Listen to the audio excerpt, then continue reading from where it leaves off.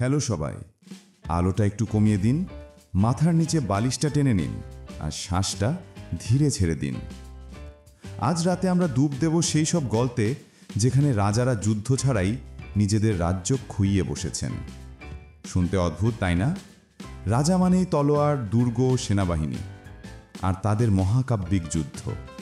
কিন্তু না, ইতিহাসের কোণে লুকিয়ে আছে এমন সব চরিত্র যারা নিজের অলসতা, মূর্খতা অথবা স্রেফ এক ফালি কাগজের কারণে পুরো একটা রাজ্য হাতছাড়া করে ফেলেছেন। আর হ্যাঁ, অনেক সময় আবার শুধু পরিবারের ঝামেলার কারণেও সিংহাসন ফসকে গেছে। তাহলে চা কফি নয়, বরং জল খেয়ে আরাম করে শুয়ে পড়ুন, কারণ আজকের গল্পগুলো শুনতে শুনতে হয়তো আপনি হাই তুলবেন, কিন্তু রাজাদের ব্যর্থতার কাহিনী মনে গেঁথে যাবে। প্রথম চরিত্র জন ল্যাকল্যান্ড, ইংল্যান্ড। হ্যাঁ, ইংল্যান্ডের কুখ্যাত রাজা জন, যাকে ডাকনাম দেওয়া হয়েছিল ল্যাকল্যান্ড, মানে যার কোনো জমি নেই। রাজা হয়েও জমি নেই, ভাবুন একবার।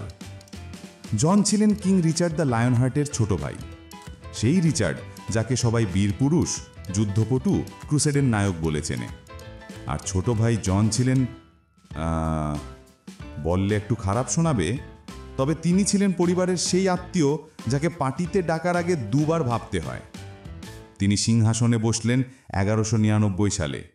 আর হ্যাঁ, যুদ্ধ না করেই রাজ্য খোয়ানোয় তার রেকর্ড অদ্ভুতভাবে নিখুঁত। ফ্রান্সে তার বিশাল জমিদারি ছিল, কিন্তু ফ্রান্সের রাজা ফিলিপ অগাস্টাস একেবারেই রাজনীতির দানব। আর জন, তিনি ব্যস্ত ছিলেন নিজের ভাসমান প্রেম কাহিনীতে। ফলাফল, 1204 সালের মধ্যে জন নিজের ফরাসি জমিদারি নরম্যান্ডি সহ প্রায় পুরোপুরি খুইয়ে ফেললেন। কোনো বড় যুদ্ধ নয়, শুধু ভুল কূটনীতি, ভাঙা প্রতিশ্রুতি আর নিজের লোকেদের প্রতি ভয়ানক আচরণ।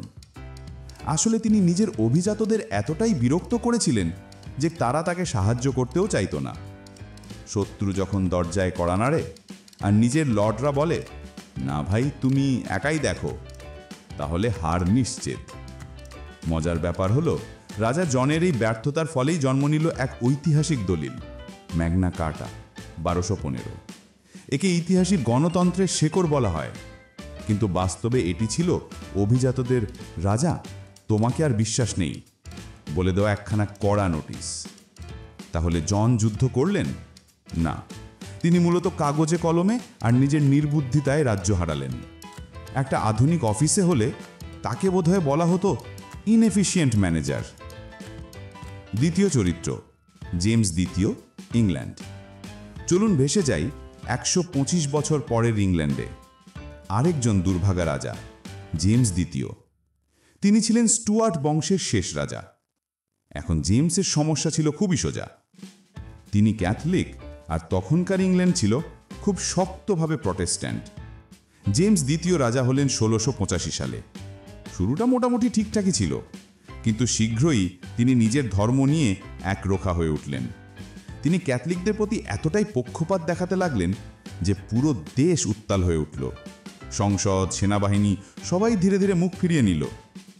1688 সালে যখন তার স্ত্রী এক ছেলে সন্তানের জন্ম দিলেন আর স্পষ্ট হলো যে রাজবংশে আরেকজন ক্যাথলিক উত্তরাধিকারী আসছেন, তখন ইংল্যান্ডের অভিজাতরা বলল, না ভাই, এবার আর নয়। তখন তারা ডাক দিলেন নেদারল্যান্ডস থেকে উইলিয়াম অফ অরেঞ্জকে। হ্যাঁ, একেবারে অন্য দেশ থেকে জামাই ডেকে আনা হলো সিংহাসন বসানোর জন্য। আর কি করলেন জেমস? কোনো বিশাল যুদ্ধ, সেনাবাহিনী সাজানো? না, তিনি চুপচাপ দেশ ছেড়ে ফ্রান্সে পালালেন। এতই শান্তিতে পালানো হলো যে ইতিহাস একে বলে দ্য গ্লোরিয়াস রেভলিউশন, মানে গৌরবময় বিপ্লব। মজার বিষয়, পুরো বিপ্লবেই প্রায় রক্তপাত হয়নি, কারণ রাজা নিজেই কোনো প্রতিরোধ করলেন না। একভাবে বলতে গেলে জেমস ছিলেন ইউরোপের ইতিহাসের প্রথম রাজা যিনি রেজ কুইট করলেন। তৃতীয় চরিত্র viscount of God knows where. আচ্ছা, একটু ছোটখাটো চরিত্র ঢুকিয়ে নিই। নামটা শুনতে কৌতুকের মতো লাগছে, কিন্তু সত্যি ছিল এমন সব লর্ড আর প্রিন্স যারা নিজেদের ছোট রাজ্যগুলো একেবারে কাগজে কলমের ভুলে হারিয়েছেন। মধ্যযুগীয় ইউরোপে জমি আর উপাধি এতটাই গুলিয়েছিল যে একদিন হঠাৎ দেখা যেত কোনো প্রিন্স নিজের রাজ্য হারালেন কারণ সঠিক উত্তরাধিকার নথি জমা দেননি, আদালতে হাজিরা দেননি, কিংবা শেফ ডেডলাইন মিস করেছেন। আজকের দিনে যেমন কেউ হোমওয়ার্ক জমা দিতে ভুলে গিয়ে শূন্য পায়, ঠিক তেমনভাবেই এইসব অভিজাত রানীজের রাজ্য খুইয়েছেন। রাজনীতি নয়, যুদ্ধ নয়, শেফ অফিসের গাফিলতি। চতুর্থ চরিত্র ফার্ডিন্যান্ড সপ্তম, স্পেন। আসুন এবার যাই স্পেনে। ফার্ডিন্যান্ড সপ্তম, যাকে ইতিহাসে কুখ্যাতভাবে পরিচিত রাজাদের মধ্যে সবচেয়ে অযোগ্য হিসেবে। তার গল্প শুনতে শুনতে আপনার মনে হবে এ যেন কোনো সাবান ওপেরার স্ক্রিপ্ট। 1808 সালে নেপোলিয়ন বোনাপার্ট স্পেনে ঢুকলেন। ফার্ডিন্যান্ড তখন সদ্য রাজা হয়েছেন। আর নেপোলিয়ন যখন তাকে ডেকে পাঠালেন আলোচনার জন্য, ফার্ডিন্যান্ড ভাবলেন, ওহ, এটা তো খুব ভালো ব্যাপার, ইউরোপের সবচেয়ে বড় জেনারেল আমাকে ডাকছেন। ফলাফল, তিনি প্যারিস গেলেন আর সেখানেই নিজের সিংহাসন নেপোলিয়নের হাতে তুলে দিলেন। হ্যাঁ, এমনিতেই। নেপোলিয়ন তার ভাই জোসেফকে বসালেন স্পেনের রাজা করে, আর ফার্ডিন্যান্ডকে পাঠালেন ফ্রান্সের কোনো কোঠায় বন্দি করে রাখলেন। একভাবে দেখতে গেলে ফার্ডিন্যান্ড ছিলেন সেই ছাত্র যিনি পরীক্ষার হলে নিজের খাতা প্রতিদ্বন্দ্বীর হাতে দিয়ে দেন আর বলেন, আপনি লিখুন। এইভাবেই চলতে থাকে। যুদ্ধের মাঠে নয়, বরং নিজের ভুলে, ভয়ে বা অলসতায় অসংখ্য রাজারা রাজ্য হারিয়েছেন।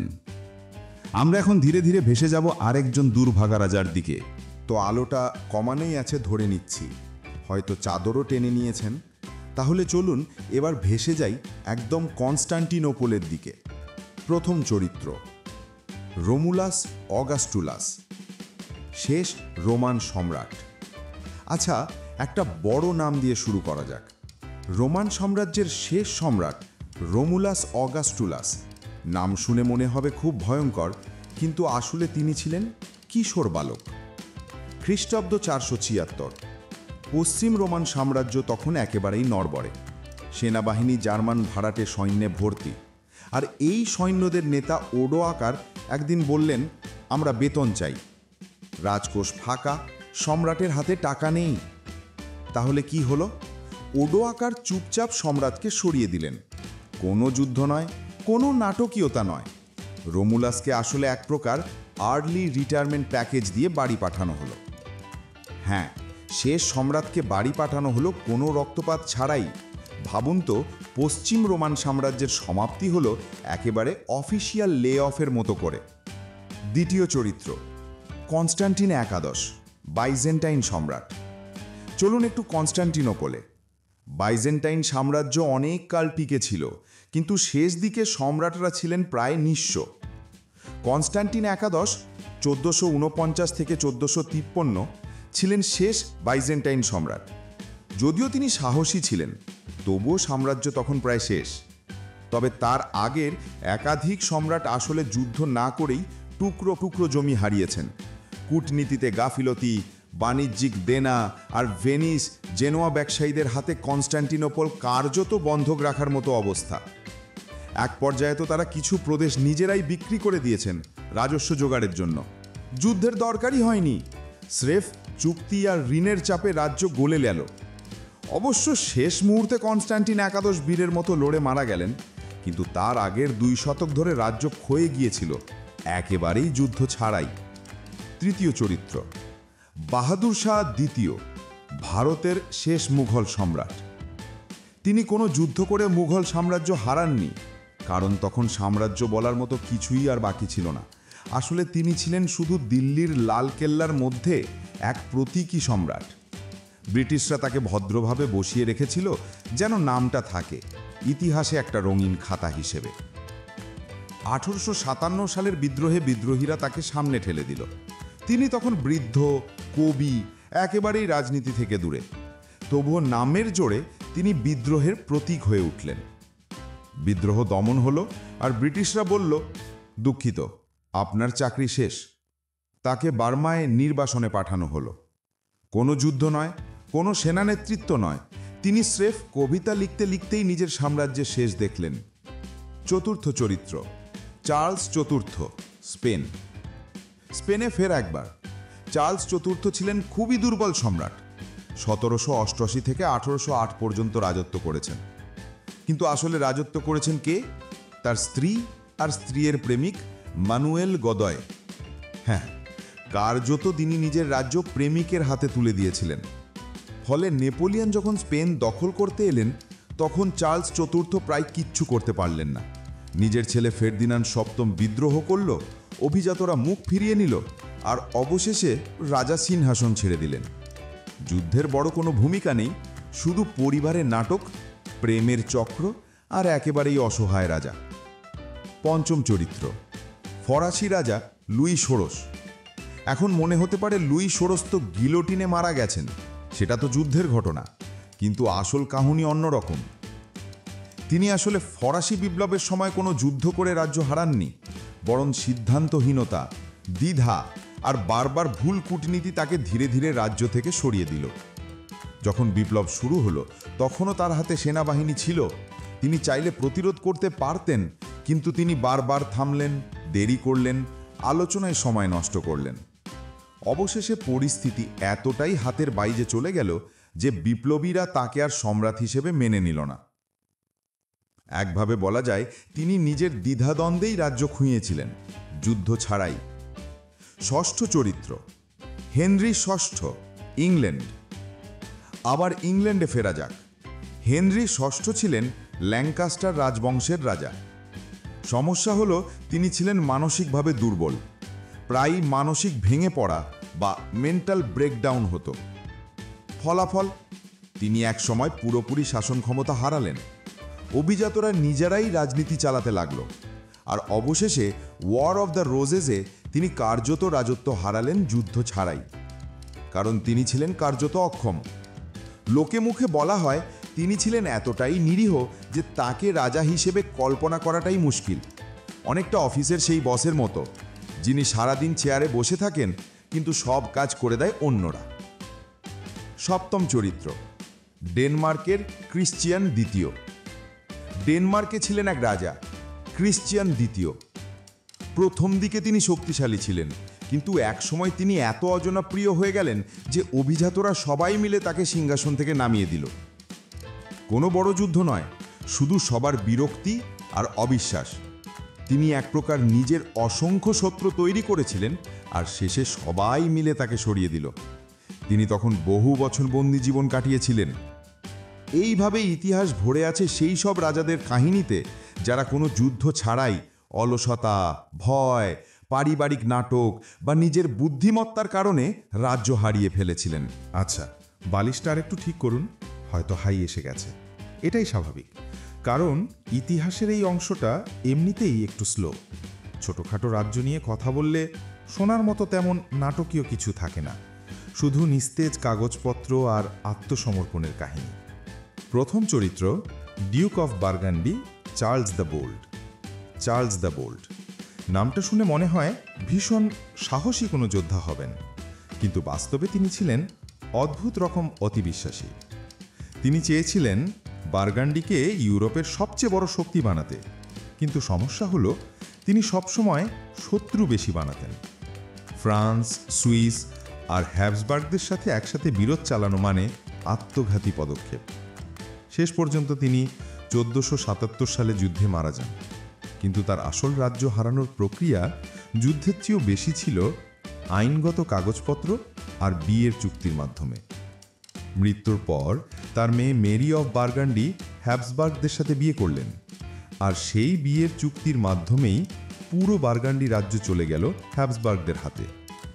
কোনো মহাকাব্যিক যুদ্ধ নয়, স্রেফ বিয়ে। দ্বিতীয় চরিত্র, নেপলসের জোয়ান দ্বিতীয়। ইতালিতে একসময় ছিল নেপলস রাজ্য, সেখানে রানী ছিলেন জোয়ান দ্বিতীয়। তার গল্প অনেকটা মেলোড্রামার মতো। তিনি সন্তানহীন ছিলেন, আর তাই উত্তরাধিকারী নির্ধারণ নিয়ে তার জীবনের অর্ধেকটা কেটে গেল। কখনো কাউকে দত্তক নিলেন, কখনো আবার বাতিল করলেন। ফলে রাজনীতি একেবারে অচলাবস্থায় চলে গেল। আশেপাশের শক্তিশালী রাজারা সুযোগ নিয়ে নেপলসকে নিজের দাবিতে টেনে নিল। অবশেষে তার মৃত্যুর পর রাজ্য কার্যত বাইরে চলে গেল, যুদ্ধ নয়, স্রেফ দত্তকপত্র আর উইল নিয়ে গণ্ডগোলের কারণে। তৃতীয় চরিত্র, কর্ডোবার শেষ খলিফা। চলুন এবার স্পেনের দক্ষিণে, কর্ডোবার খালিফাত। একসময় ইউরোপের অন্যতম ধনী রাজ্য ছিল এটি, কিন্তু 11 শতকে এসে খলিফারা ছিলেন প্রায় নামমাত্র শাসক। সেনাবাহিনী, কর, প্রশাসন সবকিছু স্থানীয় আমির আর সুলতানরা নিজের হাতে নিয়েছিল। শেষ খলিফা কার্যত নিজের প্রাসাদে বন্দি জীবন কাটাতেন। তিনি কোনো সিদ্ধান্ত নিতেন না, কেবল ধর্মীয় অনুষ্ঠানে দেখা যেত। একদিন হঠাৎ অভিজাতরা ঘোষণা করল, আমাদের আর খলিফার দরকার নেই। আর খলিফাত ভেঙে পড়ল। কোনো যুদ্ধ নয়, শুধু পলিটিক্যাল অচলাবস্থা। চতুর্থ চরিত্র স্যাক্সনির কিছু ডিউক। জার্মানির ছোট ছোট রাজ্যগুলোর ইতিহাসে তো এই ধরনের ঘটনা ভরপুর। কেউ উত্তরাধিকার নিয়ে আদালতে কেস হেরে রাজ্য হারালেন, কেউ আবার এত দেনায় জড়ালেন যে রাজ্য বন্ধক রাখতে হলো। স্যাক্সনির এক ডিউক নাকি একবার রাজকোষ খালি করে ফেলার পর বলেছিলেন, আমি কিভাবে জানবো রাজ্যের আয় এত কম? যেন তিনি কোনো কলেজ ছাত্র, যিনি মাসের শেষে বুঝছেন খরচ বেশি হয়ে গেছে। ফলাফল, তার জমিদারি কেটে নিয়ে ভাগ করে দেয়া হলো। যুদ্ধ নয়, শুধু দেনার খাতা। পঞ্চম চরিত্র নাভারের ব্লাঞ্চ। নাভার রাজ্য স্পেন ফ্রান্সের সীমান্তে, একসময় স্বাধীন ছিল। রানী ব্লাঞ্চ ছিলেন যথেষ্ট শক্তিশালী, কিন্তু তার উত্তরাধিকার নিয়ে এত মামলা আর রাজকীয় নাটক চলল যে ফ্রান্সের সাথে মিলেই রাজ্য কার্যত ভেঙে গেল। তিনি নিজে কোনো যুদ্ধ করেননি, বরং আদালত, চুক্তি আর বিয়ের হাত ধরে রাজ্য হাতছাড়া হলো। ষষ্ঠ চরিত্র পারস্যের শেষ সাফাবি শাহ। পারস্যের সাফাবি সাম্রাজ্যের শেষ দিকে শাহ হুসেন ছিলেন সম্রাট। তিনি ছিলেন অতিমাত্রায় ধর্মনিষ্ঠ, কিন্তু শাসন ক্ষমতা শূন্য। তিনি নিজের সময় কাটাতেন মসজিদে প্রার্থনা করে, আর রাজনীতির দায়িত্ব দিয়ে রেখেছিলেন দুর্নীতিগ্রস্ত মন্ত্রীদের হাতে। ফলাফল, আফগানরা এসে রাজধানী দখল করে নিল। শাহ হুসেনই লড়লেন না, তিনি স্রেফ আত্মসমর্পণ করলেন। একভাবে বলতে গেলে তিনি ছিলেন সেই ছাত্র যে পরীক্ষায় বসে শুধু দোয়া পড়ে যাচ্ছেন, কিন্তু খাতায় কিছু লিখছেন না। এবার একসাথে কয়েকজনকে ধরতে হবে। ইউরোপের অগণিত ক্ষুদ্র প্রিন্সিপ্যালিটি, লিখটেনস্টাইন টাইপ রাজ্য। অনেক ক্ষেত্রেই দেখা গেছে কোনো প্রিন্স নিজের উত্তরাধিকারী রাখেননি, বা ভুল উইল লিখেছেন, বা ভাড়াটে সৈন্যের বেতন মেটাতে পারেননি। ফলে রাজ্য সরাসরি পাশের বড় শক্তির হাতে চলে গেছে, যুদ্ধ ছাড়াই। এভাবেই ইতিহাসের একেবারে ভেতরের দিকে তাকালে দেখা যায়, যুদ্ধ না করেই রাজ্য হারানোর ঘটনাই বরং বেশি। অনেকেই নিজের গাফিলতি, দুর্বলতা কিংবা খারাপ ভাগ্যের কারণে অদৃশ্য হয়ে গেছেন মানচিত্র থেকে। তো আলোটা একেবারেই নরম ধরে রাখুন। আমরা এখন যাচ্ছি সেই রাজাদের কাছে যাদের জীবন শুনে মনে হবে এই লোকটা কি সত্যিই রাজা ছিল। প্রথম চরিত্র ডেনমার্কের এরিক পঞ্চদশ, এরিক অফ পমেরানিয়া। নাম শুনে ভয়ঙ্কর লাগে, কিন্তু আসল কাহিনী হাস্যকর। তিনি 14 শতকের শেষ দিকে স্ক্যান্ডিনেভিয়ার বড় অংশ শাসন করতেন। ডেনমার্ক, সুইডেন, নরওয়ে সব একসাথে, সোনার মতো মহাকাব্যিক দায়িত্ব। কিন্তু এরিক কি করলেন? তিনি প্রায়ই রাজত্ব ছেড়ে দিয়ে সমুদ্রদস্যুর মতো ঘুরে বেড়াতেন। নিজের শখ মেটাতে প্রায়ই রাজকোষ খালি করতেন। ফলাফল, জনগণ বিরক্ত হলো, অভিজাতরা মুখ ফিরিয়ে নিল, আর অবশেষে তাকে সিংহাসন থেকে সরিয়ে দেওয়া হলো। কোনো যুদ্ধ নয়, কেবল তার ভ্রমণপ্রিয়তা আর দস্যু সুলভ শখের কারণে। দ্বিতীয় চরিত্র রাশিয়ার পিটার তৃতীয়। রাশিয়ার সম্রাট পিটার তৃতীয় ছিলেন অদ্ভুত চরিত্র।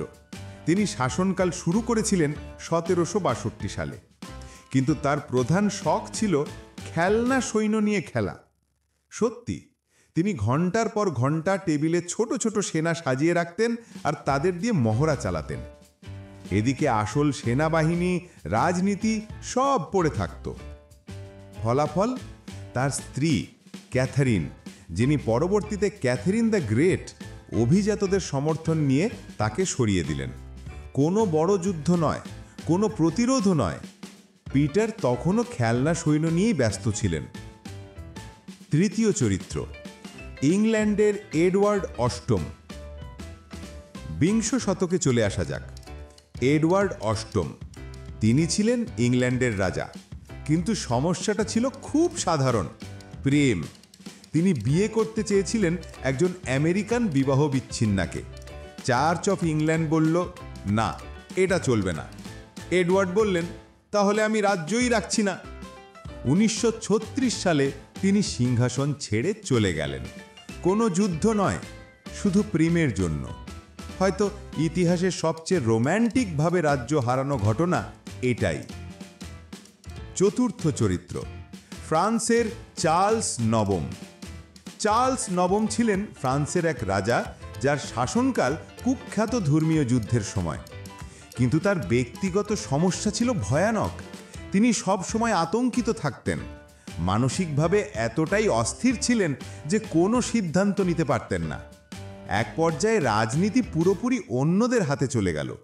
তিনি স্রেফ নামমাত্র সম্রাটে পরিণত হলেন। রাজ্য আসলে তার হাত থেকে বেরিয়ে গেল মানসিক ভেঙে পড়ার কারণে। পঞ্চম চরিত্র, গ্রিসের ওটো। 19 শতকে গ্রিস স্বাধীন হলো, আর তাদের জন্য এক বিদেশি রাজা আনা হলো, বাভেরিয়ার প্রিন্স ওটো। তিনি তরুণ ছিলেন, সুন্দর পোশাক পরতে ভালোবাসতেন, কিন্তু গ্রিক জনগণের সাথে কোনো সংযোগ ছিল না। তিনি এমনকি গ্রিক ভাষাও ঠিকমতো জানতেন না। ফলে অভিজাতরা তাকে নিয়ে খুশি ছিল না। কোনো যুদ্ধ হলো না, অভ্যুত্থানও খুব রক্তপাতহীন ছিল। জনগণ বলল, আমরা তাকে চাই না, আর তিনি শান্তভাবেই নিজের দেশে ফিরে গেলেন। ষষ্ঠ চরিত্র, সিসিলির কিছু রাজা। মধ্যযুগে সিসিলির রাজারা মাঝে মাঝে এত মদ্যপাত হয়ে পড়তেন যে দিনের পর দিন দরবারে হাজির হতেন না। একজন তো নাকি মাতাল অবস্থায় ভুল নথিতে সই করে নিজের জমিদারি বিক্রি করে ফেলেছিলেন। যুদ্ধ নয়, মদের নেশায় সই করা কাগজেই রাজ্য হাতছাড়া। সপ্তম চরিত্র, অস্ট্রিয়ার ফার্ডিন্যান্ড প্রথম। তিনি ছিলেন হ্যাবসবার্গ বংশের সম্রাট। দুর্ভাগ্যবশত তার স্বাস্থ্যের অবস্থা ভালো ছিল না, প্রায় খিঁচুনি হতো, এবং তিনি আসলে রাজনীতিতে কোনো ভূমিকা নিতে পারতেন না। রাজনৈতিক সিদ্ধান্তগুলো অভিজাতরা নিতেন, আর ধীরে ধীরে তাকে সরিয়ে দেওয়া হলো, একেবারেই শান্তভাবে। রাজ্য হারানোটা এতটাই নিস্তেজ হয়েছিল যে অনেকেই তখন ভাবছিলেন, আসলে কি তিনি কখনো শাসনই করেছিলেন? অষ্টম চরিত্র, এক মাতাল রাশিয়ান ডিউক। একটা লোককথা আছে, রাশিয়ায় এক ডিউক নাকি এমন মাতাল ছিলেন যে এক বৈঠকে ভুলবশত প্রতিশ্রুতি দিয়ে ফেলেন নিজের জমি প্রতিবেশীকে। সাক্ষীরা হাসতে হাসতে লিখে রাখল, আর পরে সেটাই চুক্তি হয়ে গেল। ফলাফল যুদ্ধ নয়, শুধু এক বোতল ভদকার খেসারত। এভাবেই দেখা যায় অনেক রাজা নিজেরাই প্রায় কৌতুকের চরিত্রে পরিণত হয়েছেন। যুদ্ধ ছাড়াই রাজ্য হারানো এক ধরনের শিল্পে পরিণত হয়েছিল। ইতিহাসে একক কোনো রাজা বা রানীর ভুল হয়তো সিংহাসন নড়বড়ে করেছে, কিন্তু যখন একটা পুরো সাম্রাজ্য ভেঙে পড়ে, সেটা হয় ধীরে ধীরে, শতাব্দীর পর শতাব্দী ধরে। আসুন এবার আমরা সেই মহাগল্পে প্রবেশ করি। অটোমান সাম্রাজ্যের পতন। একসময় ইউরোপ, এশিয়া, আফ্রিকার বড় অংশ নিয়ন্ত্রণ করত অটোমানরা, কিন্তু 16 শতকের পর থেকে তাদের শক্তি কমতে শুরু করে। কেন? প্রশাসনিক দুর্নীতি। বিশাল সাম্রাজ্য চালাতে হলে শক্তিশালী বিউরোক্রেসি দরকার, কিন্তু অটোমান প্রশাসকরা ধীরে ধীরে ঘুষখোর হয়ে উঠল। প্রযুক্তিগত পিছিয়ে পড়া। ইউরোপ যখন শিল্প বিপ্লবে ঢুকছে, তখন অটোমানরা আগের মতো ঘোড়া তলোয়ার নিয়েই আটকে রইল। সুলতানের হারেম সমস্যা। সুলতানরা উত্তরাধিকার ঠিক করতে গিয়ে প্রায়ই নিজেদের সন্তানদের মধ্যে এক ধরনের পলিটিক্যাল খুনোখুনি শুরু করত। ফলে রাজকীয় স্থিতিশীলতা ভেঙে যেত। জাতীয়তাবাদী বিদ্রোহ। গ্রিক, সার্ব, আরব সবাই আলাদা হয়ে যেতে চাইছিল। শেষ আঘাত এলো প্রথম বিশ্বযুদ্ধের সময়। সুলতানরা ভুল করে জার্মানি, অস্ট্রিয়ার দলে যোগ দিল। ফলাফল, যুদ্ধ শেষে সাম্রাজ্য টুকরো টুকরো হয়ে গেল। মুঘল সাম্রাজ্যের পতন ভারতে। মুঘল সাম্রাজ্য একসময় ছিল বিশ্বশক্তি। তাজমহল, ফতেপুর সিক্রি, দিল্লি সব তাদের অবদান। কিন্তু ঔরঙ্গজেবের মৃত্যু 1707 এর পর থেকে মুঘলরা দুর্বল হতে শুরু করে। কারণগুলো হলো অতিরিক্ত বিস্তার। ঔরঙ্গজেব দক্ষিণ পর্যন্ত সাম্রাজ্য বাড়ালেন, কিন্তু এত বিশাল এলাকা একসাথে সামলানো সম্ভব হলো না। ধর্মীয় নীতি। তার কঠোর ইসলামিক নীতি হিন্দু রাজপুত আর মারাঠাদের খেপিয়ে তোলে, ফলে বিদ্রোহ বাড়তে থাকে। আর্থিক চাপ, 27 বছর ধরে চলা দাক্ষিণাত্য যুদ্ধ মুঘলদের কোষাগার খালি করে দিল। দুর্বল উত্তরাধিকারীরা, ঔরঙ্গজেবের পর একের পর এক দুর্বল সম্রাট এলেন, অনেকেই কেবল পুতুল। অবশেষে 1800 শতকে মারাঠা, শিখ, আফগান সবাই আলাদা রাজ্য গড়ে তুলল, আর 19 শতকে এসে ব্রিটিশরা এসে শেষ পেরেকটা ঠুকল। চিং রাজবংশের পতন চীনে। চীনের চিং সাম্রাজ্য ছিল শেষ সম্রাট শাসিত রাজবংশ। তারা 1700 শতকে ক্ষমতায় এলো এবং বিশাল ভূখণ্ড দখল করে। কিন্তু 19 শতকে এসে চীন হয়ে গেল বিশ্ব শক্তিদের খেলার মাঠ। কেন? আফিম যুদ্ধ। ব্রিটিশরা জোর করে চীনে আফিম বিক্রি করল। চীনা প্রশাসন প্রতিরোধ করার চেষ্টা করল, কিন্তু বারবার পরাজিত হলো। প্রযুক্তিগত পশ্চাৎপদতা। পশ্চিমেরা যখন আধুনিক নৌবাহিনী বানাচ্ছে, তখনও চীন ঐতিহ্যবাহী অস্ত্রেই আটকে। আভ্যন্তরীণ বিদ্রোহ, তাইপিং বিদ্রোহ, বক্সার বিদ্রোহ, কোটি কোটি মানুষ মারা গেল, সাম্রাজ্য ভেঙে পড়তে শুরু করল। দুর্বল নেতৃত্ব। শেষ সম্রাজ্ঞী সিসি প্রাসাদে বিলাসিতা করতেই বেশি সময় কাটালেন। অবশেষে 1911 সালের বিপ্লবে রাজতন্ত্র শেষ হল। চীন প্রবেশ করল প্রজাতান্ত্রিক যুগে। রোমানভ রাজবংশের পতন রাশিয়ায়। রাশিয়ার শেষ সম্রাট নিকোলাস দ্বিতীয় ছিলেন একেবারেই ব্যর্থ শাসক। জাপানের সাথে যুদ্ধে হেরে গেলেন 1905 সালে। প্রথম বিশ্বযুদ্ধে নিজের সৈনিকদের অযথা ঝাঁপিয়ে দিলেন। দেশের ভেতরে দুর্ভিক্ষ আর বেকারত্ব। আরেকটা অদ্ভুত ব্যাপার, তিনি অতিমাত্রায় নির্ভর করতেন এক নহিষ্য মহাসন্ন্যাসী রাসপুটিনের উপর। সব মিলিয়ে জনগণ বিদ্রোহ করল। 1917 সালের বলশেভিক বিপ্লব রাজতন্ত্র একেবারে মুছে দিল। হ্যাবসবার্গ সাম্রাজ্যের পতন। Austria Hungary. ইউরোপে শতাব্দীর পর শতাব্দী ধরে হ্যাবসবার্গরা রাজত্ব করছিল, কিন্তু প্রথম বিশ্বযুদ্ধ তাদের ধ্বংস করে দিল। তারা ছিল একেবারে জাতির কারাগার। চেক, স্লোভাক, হাঙ্গেরিয়ান, সার্বিয়ান, ক্রোয়েটেরা সবাই এক সাম্রাজ্যের মধ্যে, কিন্তু কেউই খুশি নয়। যুদ্ধ শেষ হতেই এই জনগণরা আলাদা হয়ে গেল, ফলে মানচিত্র থেকে হারিয়ে গেল অস্ট্রিয়া হাঙ্গেরি সাম্রাজ্য। সাধারণ সূত্র, দেখা যাচ্ছে সাম্রাজ্যগুলো পতন হলো একই ধরনের কারণে: দুর্নীতি, প্রযুক্তিগত পিছিয়ে পড়া, দুর্বল নেতৃত্ব, জাতিগত বিদ্রোহ আর আন্তর্জাতিক রাজনীতিতে ভুল সিদ্ধান্ত। রাজা ফার্দিনান্দ প্রথম, দ্বিতীয় নাম ফার্দিনান্দ দ্য বিনাইন, অস্ট্রিয়া। এই ভদ্রলোকের ডাকনামই ছিল দ্য বিনাইন, মানে মিষ্টি, নিরীহ। কেন? কারণ তিনি এতটাই নিরীহ ছিলেন যে রাজনীতির জন্য একেবারেই উপযুক্ত ছিলেন না। ছোটবেলা থেকেই অসুস্থ, এক ধরনের মানসিক প্রতিবন্ধকতা ছিল। ফলে রাজকীয় সিদ্ধান্ত নেওয়ার সময় তিনি হঠাৎ এলোমেলো কথা বলতেন। মন্ত্রীরা কোনো ফাইল সামনে ধরলে তিনি অনেক সময় উত্তর দিতেন, আমি কি এখন একটা ডাম্পলিং খেতে পারি? হ্যাঁ, এভাবেই চলতো সাম্রাজ্য চালানো। অবশ্য শেষমেশ সাম্রাজ্য চালালেন না তিনি, পেছন থেকে মন্ত্রীরা সব সামলাতেন। ফলাফল, সাম্রাজ্য ক্রমে দুর্বল হয়ে গেল। পর্তুগালের রাজা সেবাস্টিয়ান, দ্য ডিসঅ্যাপিয়ার্ড। রাজা সেবাস্টিয়ান ছিলেন একেবারে অতিরিক্ত উত্তেজিত তরুণ রাজা টাইপ। তিনি রাজত্বের কাজকর্মে বসে থাকতে একদম পছন্দ করতেন না, বরং তিনি চেয়েছিলেন নিজেকে নাইটদের মতো গৌরবময় যুদ্ধে প্রমাণ করতে। সেবাস্টিয়ান একদিন ঘোষণা দিলেন, আমি মরক্কোতে গিয়ে মুসলিমদের বিরুদ্ধে যুদ্ধ করব। সবাই বলল, মহারাজ, আমাদের অর্থনীতি ভেঙে যাচ্ছে, সেনাবাহিনী দুর্বল। কিন্তু না, তিনি জেদ ধরলেন। 1578 সালে মরক্কোতে গিয়ে বিশাল যুদ্ধে পর্তুগিজ সেনারা ভেঙে পড়ল। রাজা নিজেও যুদ্ধক্ষেত্রে হারিয়ে গেলেন, দেহ কখনো পাওয়া গেল না। ফলাফল, রাজা ছাড়া একটা রাজ্য, যা অচিরেই স্পেনের হাতে চলে গেল। যুদ্ধ হারে নয়, বরং নিজের বেপরোয়া অ্যাডভেঞ্চার প্রেমের কারণে রাজ্য গেল। নাভারের জোয়ান, দ্য ফরগেটফুল কুইন। মধ্যযুগে নাভার নামে এক ছোট্ট রাজ্য ছিল স্পেনের উত্তরে। সেখানে রাজা হওয়ার পর এক মহিলা শাসক এলেন, জোয়ান। সমস্যা হলো, তিনি এতটাই ভুলোমন ছিলেন যে প্রশাসন সামলানো তার দ্বারা একেবারেই সম্ভব হয়নি। আদালতের দলিলপত্র হরাতেন, মন্ত্রীর নাম ভুলে যেতেন, এমনকি অনেক সময় নিজের প্রজাদের সাথে অদ্ভুত আচরণ করতেন।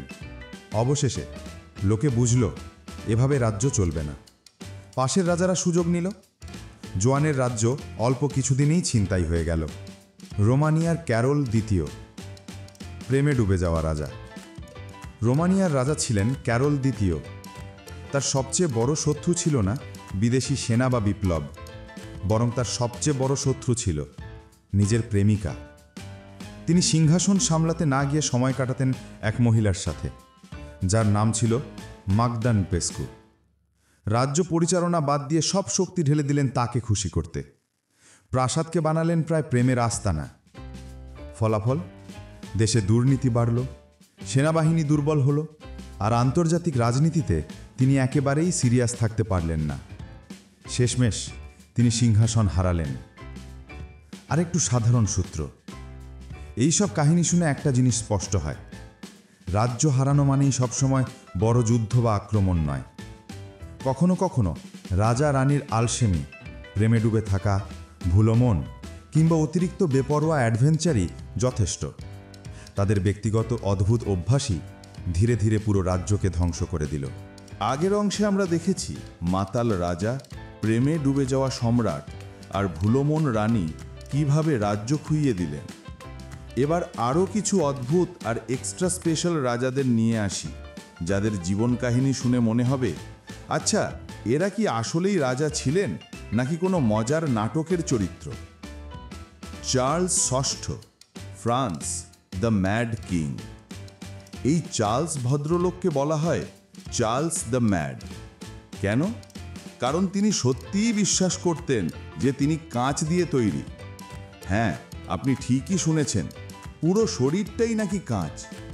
তিনি দেহে ভারী কাপড় পরতেন যেন ভেঙে না যান। দরবারে হঠাৎ চিৎকার করে উঠতেন, আমাকে ছুঁয়ো না, আমি ভেঙে যাব। কখনো কখনো কয়েকদিন ধরে কথা বলতেন না। রাজ্যের কাজে মন দেবার পরিবর্তে চার্লস তার এই ভ্রান্ত চিন্তাধারার সাথে লড়াই করলেন। ফলাফল, ফ্রান্সের রাজনীতি এলোমেলো হয়ে গেল, আর ইংরেজরা সেই ফাঁক গলে ফরাসি ভূমিতে দখল নিতে শুরু করল। ডেনমার্কের ক্রিশ্চিয়ান সপ্তম, দ্য পাপেট কিং। এই রাজা ছোটবেলা থেকেই মানসিক সমস্যায় ভুগছিলেন। তিনি নাচতে আর খেলাধুলো করতে ভালোবাসতেন, কিন্তু রাজনীতিকে ঘৃণা করতেন। তিনি প্রায়ই সভার মধ্যে অদ্ভুত অঙ্গভঙ্গি করতেন, দরবারের মন্ত্রীদের সঙ্গে মজা করে ছুরি ছুঁড়তেন, খুবই অনিরাপদ শখ। একবার নাকি নিজের কুকুরকে নাইট খেতাব দিতে চেয়েছিলেন। তার এই আচরণের কারণে রাজ্য কার্যত মন্ত্রী আর উপদেষ্টাদের হাতে চলে গেল। শেষে রাজনীতির ভেতর হস্তক্ষেপ করতে করতে পাশের শক্তিগুলো ডেনমার্ককে দুর্বল করে দিল। নেবুকাদনেজার, ব্যাবিলন। আমি তো গরু। বাইবেলিক গল্পে নেবুকাদনেজার নামের এক রাজা নিয়ে মজার কাহিনী আছে। তিনি নাকি একসময় ভাবতে শুরু করেছিলেন যে তিনি একটা গরু। মাঠে গিয়ে ঘাস খেতেন, চার হাত পায়ে হামাগুড়ি দিতেন, প্রাসাদের ভেতর গরুর মতো ডাকাডাকি করতেন। অবশ্য এটা কতটা সত্য, কতটা কল্পনা, তা ইতিহাসবিদরা এখনো বিতর্ক করেন। কিন্তু যদি কিছুটা হলেও সত্যি হয়, তাহলে বোঝাই যাচ্ছে রাজনীতি এভাবে চালানো সম্ভব নয়। কাস্টাইলের জোয়ানা, জোয়ানা দ্য ম্যাড। স্পেনের এই রানীর জীবন যেন এক ট্র্যাজিক নাটক। তার স্বামী ছিলেন ফিলিপ দ্য হ্যান্ডসাম। অবশ্য তিনি এতটা হ্যান্ডসাম ছিলেন না, বরং হ্যাবসবার্গ বংশের পরিচিত অদ্ভুত মুখশ্রী ছিল তার। ফিলিপ মারা যাবার পর জোয়ানা পুরোপুরি ভেঙে পড়লেন। তিনি স্বামীর লাশ কফিনে রেখে সর্বত্র সঙ্গে নিয়ে ঘুরে বেড়াতেন। কফিন খুলে লাশ দেখে আবার কাঁদতেন। রাজনীতি, প্রশাসন, এসব কিছুই আর তার মাথায় থাকলো না। ফলাফল, কাস্টাইলের শাসন অন্যদের হাতে চলে গেল। ইংল্যান্ডের জর্জ তৃতীয়, the mad king who lost America. ইংল্যান্ডের জর্জ তৃতীয় ছিলেন বেশ জনপ্রিয় সম্রাট, কিন্তু পরবর্তীতে তিনি গুরুতর মানসিক রোগে আক্রান্ত হন। মাঝে মাঝে কয়েকদিন ধরে অসংলগ্ন কথা বলতেন, হঠাৎ হঠাৎ উন্মাদ হয়ে উঠতেন। রঙিন পোশাকে ঘুরতেন আর নিজেকে ঈশ্বরের দূত দাবি করতেন। এই সময়তেই আমেরিকার উপনিবেশগুলো বিদ্রোহ শুরু করল। জর্জ তৃতীয় সেই পরিস্থিতি সামাল দিতে ব্যর্থ হলেন।